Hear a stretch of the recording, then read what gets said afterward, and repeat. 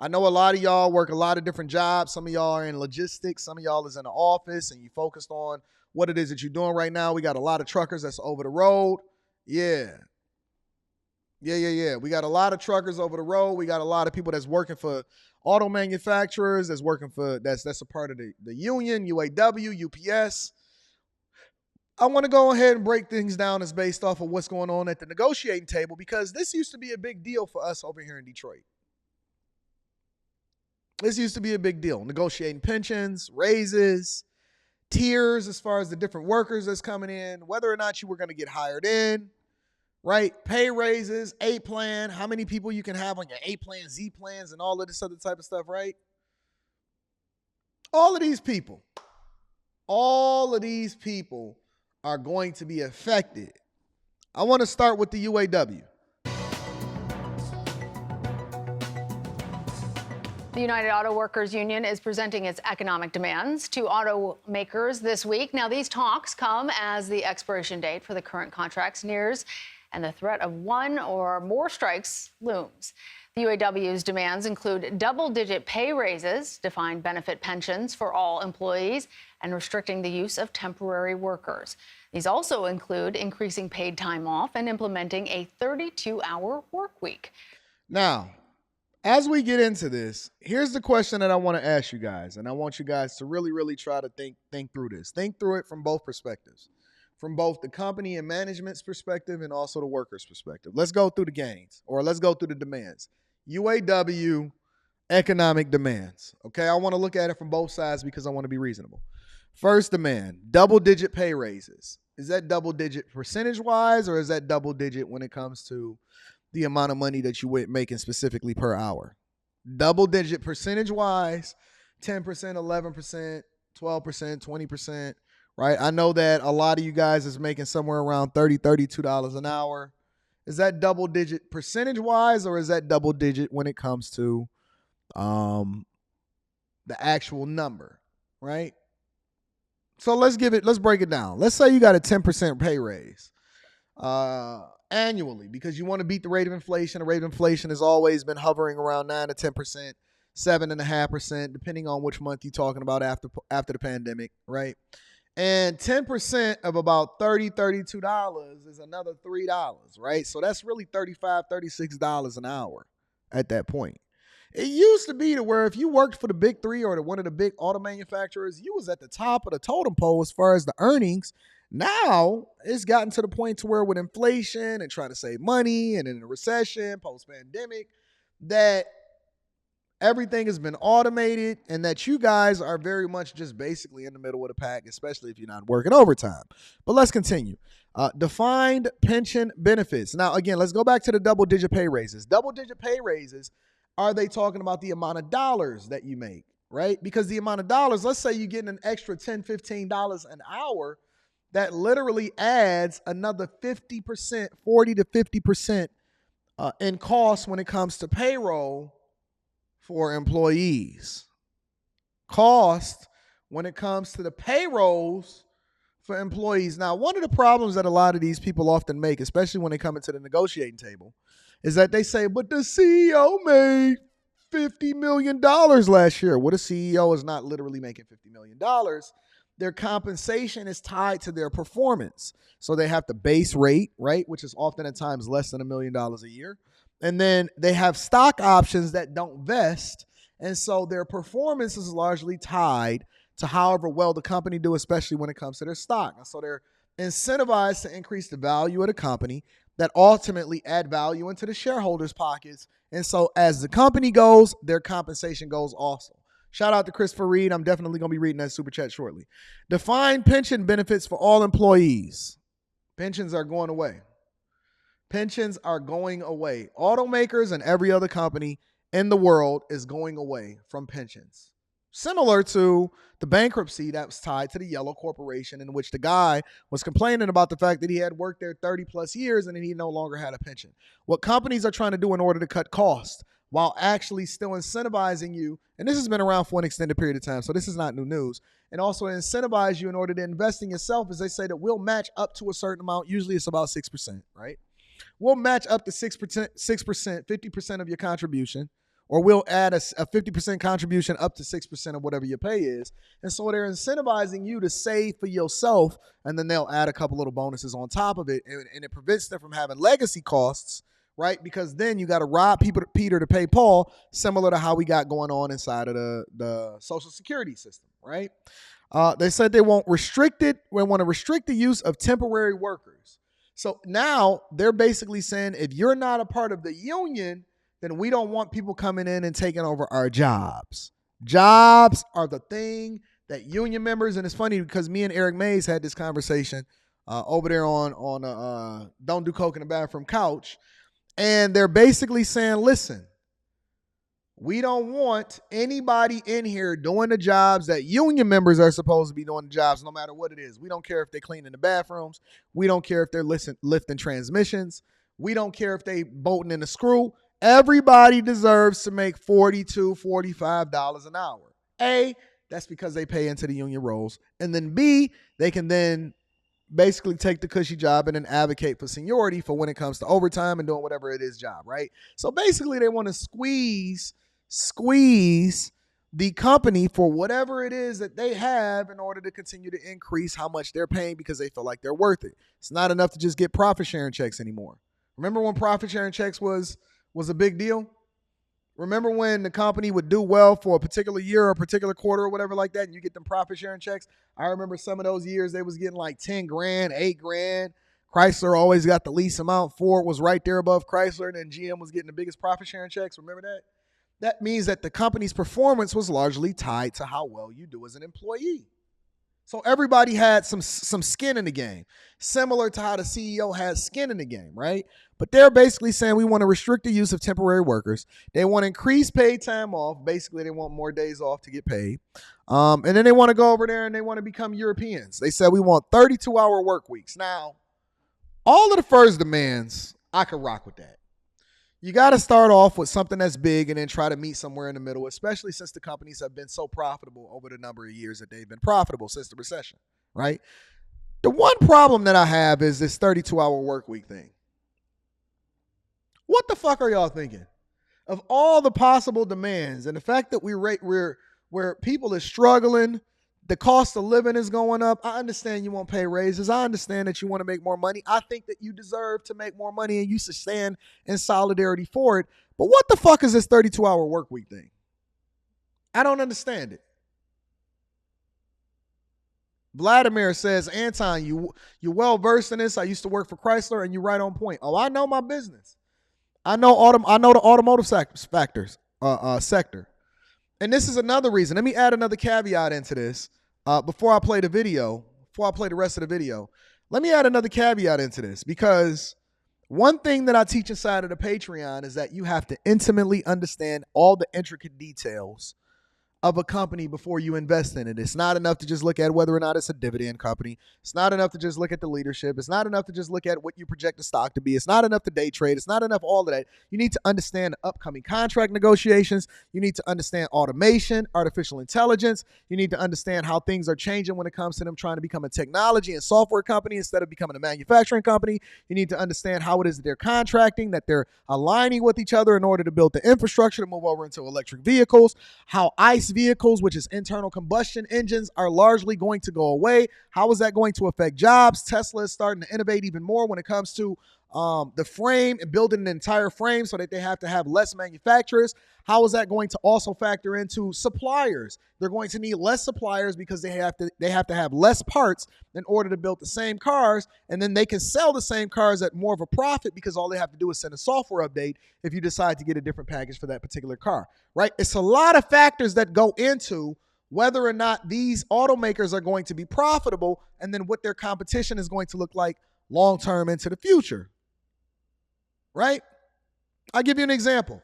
The margins that Tesla make on their cars, which the Model Y is the number one selling car in the world right now, is much higher than the margin of internal combustion engines and traditional automakers because they have less parts. They're more focused as a software company. They're a technology company, and this is something that legacy automakers are starting to pivot into, but it's difficult for them because they have to educate the consumer as to why it is that they should or should not switch over into an electric vehicle from an internal combustion engine. Also, sourcing parts. How is it that they're going to be affected when it comes to China? What role does India play in this, right? Semiconductor chip shortage. We've seen this during the pandemic. And see, these are a lot of the things that a lot of these automakers or the people that are on the floor making the vehicles are not taking into consideration because they're not educated enough in order to make an informed decision on whether they should vote nay or yay on the upcoming contract and what their demand should be. And so it's similar to how it is that we vote in these national elections. You just go up to the polls, you read something that you don't understand, you just go ahead and vote all Democrat or all Republican because you're not truly educated on what it is that you're negotiating for at the table. And so you lose a lot because you operate out of ignorance instead of operating in understanding so that you can better be informed as a worker and how you're going to be affected based off of what's coming in the future, right? Let's continue. Chrysler parent Stellantis, General Motors, and Ford, known widely as the Detroit Three, are on the receiving end of these demands. All say that they have good relationships with the union and provide the best wages and benefits in the auto industry. Joining us now is Brian Rothenberg. He is a partner for strategic communications firm Triumph Communications and has been following these negotiations. So, Brian, tell us, how realistic are the demands being made by the UAW? Well, they're always realistic because the workers want to demand it. The process is they actually have they elect local delegates who go and set these demands back in March. And then they have local negotiators who put these demands on. Y'all said put the TJ on because the lights ain't high enough and Anton is cooking and giving y'all all of this information. See, sometimes like yesterday, I hold y'all accountable. Times like today, I try to give you the information so that you can make a more informed decision on where it is that you need to invest your time, your money, and even what you need to invest in yourself to combat the possibility of you getting laid off or being affected by what happens in the future as far as the decisions when they decide to cut jobs and they don't have enough people to take buyouts. Come on, y'all. Let's get the likes up. We working today. What's different, Lana, is in this case, the UAW has decided to make the demands public. Usually they don't do that. They don't do it for a couple reasons, although the world is changing. The first reason is you never know what you're going to wind up getting because it is a negotiation. And the second reason is you don't want to build up expectations because ultimately these contracts are voted on by the membership. And this is why Clips 914 is off. He says, I'm 100% positive that the union workers have lawyers on their side, negotiating in their best interest. There's no way that they're uneducated. You're saying there's no way that the lawyers are uneducated. You didn't say that there's no way that the people are uneducated because just because you assume that somebody is working in your best interest, how do they know what your best interests are if you're uneducated as to what it is that's going on within the industry and how it is that your company works? You depending on somebody else to give you insight and information on what's in your best interest instead of you being able to explain to them what you want so that they can then, because all a lawyer is a representation of you. How do they know what's in your best interest when they don't know you?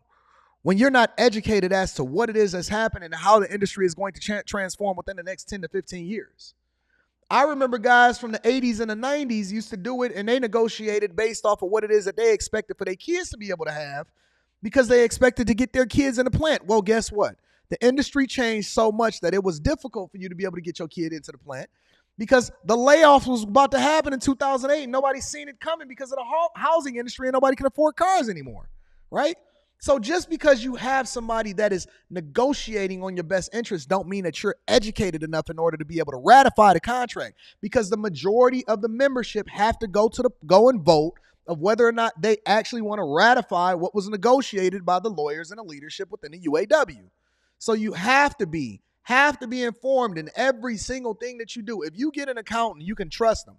But it doesn't mean that they have your best interest at heart. And that's why fucking Steve Harvey owed a bunch of money, because you have to understand what it is that they're doing just as much as they're doing it. They're still human. They're still fallible.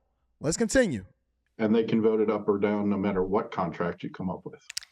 Brian, it's interesting both that the big three say that they have really good relationships with the unions right now, but also because they're in, it looks like, a particularly good economic position. The Detroit Three raked in more than $20 billion in profits in the first half of this year. Now, are these immense profits driving these economic demands from workers? Are there other factors? Do they seem like they are more likely, or the UAW in this case, to... What companies tend to do during the negotiating process is that they say, listen, we want to take care of our workers, but at the same time, y'all have to understand the headwinds that we're facing. We're facing stiffer competition. There's more car companies. We've got more technology companies coming in. The prices is high. We're transitioning, so we have to invest over $100 billion into building infrastructure, and we got to transition over into electric vehicles, and it's going to cost this much. And so if you want your plant to get more work, which means that you'll still be able to work here instead of either having to move or taking a buyout, then I need you to ratify this contract based off of this negotiated term. Or what we'll do is we'll move jobs over to Canada, or we'll move jobs over to Mexico, or we'll move jobs over to India. And so when we say save the American dream, that's the slogan that the UAW is using in order to have their negotiating position ratified, in order to rile up the troops, in order to get enough votes to ratify whatever contract that they negotiate. What position are you in as a worker to be able to negotiate the best contract that's in your best interest, your family's best interest, and in the future of the company's best interest? Let's continue a little bit. And then I want to pivot over to something else really quick. Because they're sitting on such a pile of money. They're actually not. I think they are likely to get some of these. And they are going to get a ratification, but they're not sitting on a pile of money because a lot of these companies are still holding on to debt in order to make sure that they can weather any kind of storm or recession that could possibly come their way, which is one of the reasons why Chrysler and GM went bankrupt, is because Ford literally mortgaged every single thing and leveraged debt in order to survive through the 2008 recession before it hit and their credit rating took a hit, right? They even mortgaged the Ford logo in order to survive, whereas Chrysler and GM, they went bankrupt and then they had to get a government bailout. And so a lot of these companies carry an immense amount of debt. You take Disney, for example. One of the things that's crumbling for Disney is the fact that they have to make these massive debt and interest payments. Even if their company is making money, it doesn't overshadow the amount of money that they're losing when it comes to holding on to the debt that they had to take on as a result of having to buy Fox, right? I think let me pivot for a minute. So let's switch over into UPS, okay? Let me give y'all some insight on what's going over on UPS. After months of negotiations, UPS and the International Brotherhood of Teamsters reaching a handshake agreement for a new 5-year deal. Now, this includes pay increases. It also lays the groundwork for increased weekend deliveries, even potentially, although UPS hasn't announced this, potentially Sunday deliveries with the creation of a new weekend driver job. Now, UPS saying its, quote, goal has been to reward the company's employees for their contributions to the success while enabling the business to remain flexible to meet its customer needs. Each of these goals have been met in the new agreement, adding it's well positioned to grow and meet the needs of its customers. Now, this tentative deal, covering roughly 250,000 workers, mostly drivers and package handlers, makes it one of the biggest collective bargaining agreements in the U.S. Now, keep in mind, we still have some details that need to be worked out. The two parties are also still negotiating an agreement for about 11,000 UPS freight employees, which the company says it's, quote, confident will happen. And then the agreement has to get ratified by employees. But this, if and when it does get approved, will mean that we're thwarting at UPS the potential for a strike, which, if that had gotten to that point, would have been the first in decades. You take a look at shares of UPS. They are off the highs of the day, but still. Now, why are UPS shares off, right? Allegedly, they're in a position to where they're basically going to be paying their workers almost $50 an hour. $49.50, $50 an hour. That's pretty much what the sentiment is that their workers are going to be making close to $50 an hour. But then the company also, as they reached a tentative agreement, which has to be voted on by the Teamsters Union, in which I believe that they're going to ratify the deal, and they have to do it within a specific time or else they're going to strike and then mess up the profit margins of the company, disrupt logistics, so on and so forth, right? And the interesting thing about it is that the shares are down because the company just reported an adjusted income of $2.2 billion for the quarter, which is basically down 24% from a year earlier. but it's slightly better than the estimate of the analyst surveyed. And basically, revenue has fallen by about 11% to 22.1 billion, which is not gross profit. So what is Anton saying? They're saying that the amount of money that they're going to be able to generate and compete with as a company is going to fall significantly because of the additional cost that it takes in order to give these people pay raises. And then the shareholders are going to be the ones that suffer for it, which is one of the reasons why the stock price is down. Let me say that one more time. The stock price is down because the profit margin is going to be lower based off of the fact that they have to pay their workers more. And so the shareholders are going to be the ones that suffer from a financial perspective as a result of it. Let me tell you what else is going to happen. Prices are going to go up. Your costs to have to be able to, because the price has to be passed on to the consumer. It has to be passed on down to the consumer. So the consumers are now going to be the ones that shoulder the burden of paying the workers extra money because the company is always going to try to have the shareholders' best interests at heart. They have to try to lower costs some ways, right? How can they lower costs? Well, it's a lot of different ways you can lower costs. You can move away from internal combustion engines, regular gas cars, which would then affect what it is that you're putting together on the UAW side. So it's all interconnected. It's all a trickle-down effect. Don't you guys know, and I'm going to give you a little bit of game, and I don't know if you've ever really taken this into consideration. All of the money really goes back to the government. The only people that really win are rich people. You guys think that you are negotiating for a better position and a higher wage, and ultimately it all goes back to us and the federal government. This is something that they never taught you in school, but I'm going to teach you today. The money is overly taxed over and over. Every time that money passes hands, the government has to get a cut of it. Every time that you sell a product, the government has to get a cut. They get their cut in property taxes. They get their cut in payroll taxes. They get their cut when it comes to sales taxes. And this is why taxes are so egregious and that governments are okay with mismanaging money because they're basically passing money to money. And every time money exchange hands, the government gets a larger cut of that money until eventually they get it more, and then you have to trade in your time for money in order to recirculate the dollar.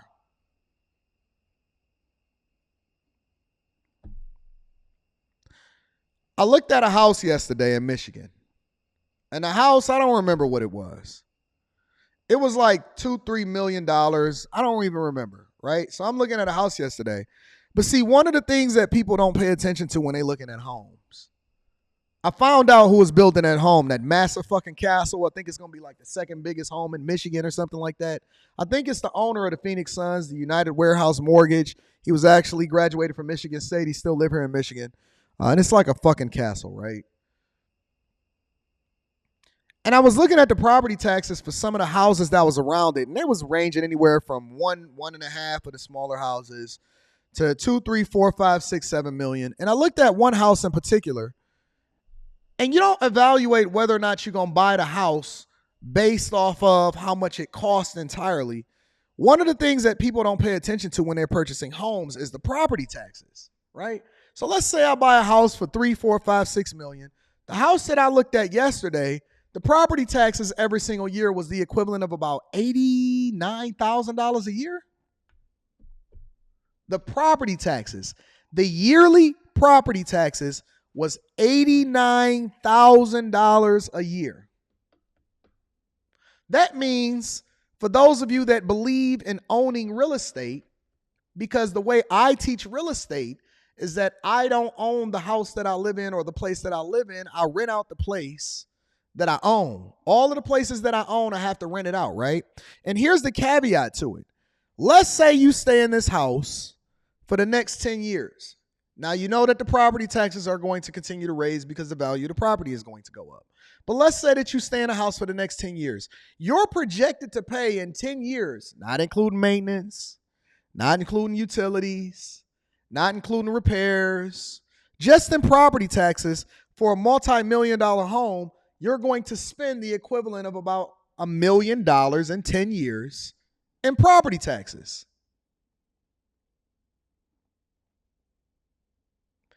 In property taxes.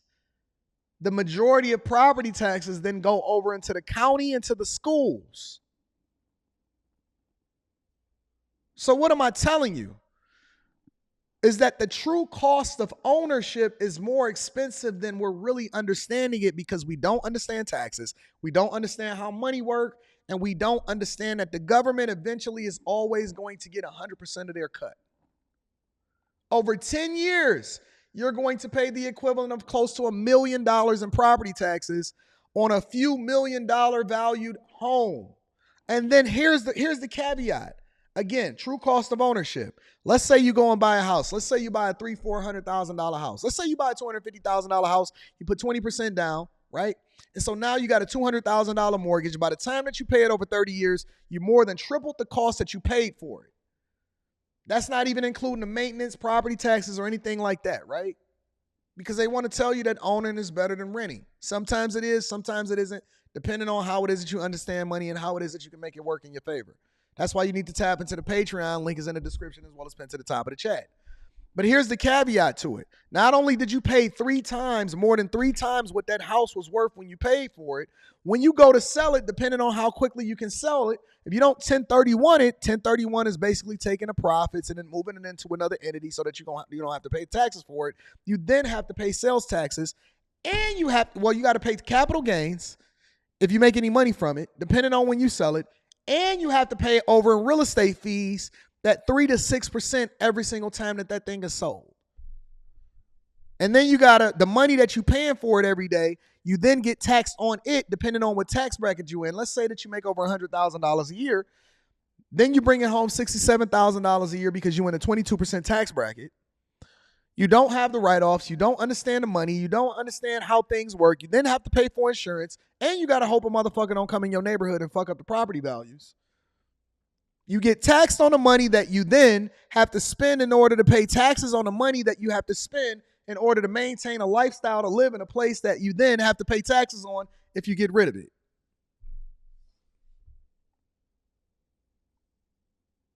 Yes, $89,000 a year was the property taxes for the home that I looked at yesterday. That shit was like, what? What? I'm paying over $7,000 a month in property taxes alone? So, all I'm telling you guys is pay attention to how money works, because ultimately, if you don't, you will truly be the one that pay the price for it, because the true cost of ignorance is money leaving your pocket. The true cost of ignorance is money leaving your pocket. I even talked about in my latest Patreon live stream that I did on Sunday that I reposted for everybody about what my long-term strategy is as far as solving for the housing crisis within our communities or within my communities, and what my long-term strategy is after I've learned everything I need to learn when it comes to the building process. I broke down what my margins are, how my margins are going to be much higher than what it is that I can get in return for the markets. We talk about all of this. We talking about all of this inside of the Bag Chasers. Make sure y'all tap into the Patreon. Link is in the description as well as pinned to the top of the chat.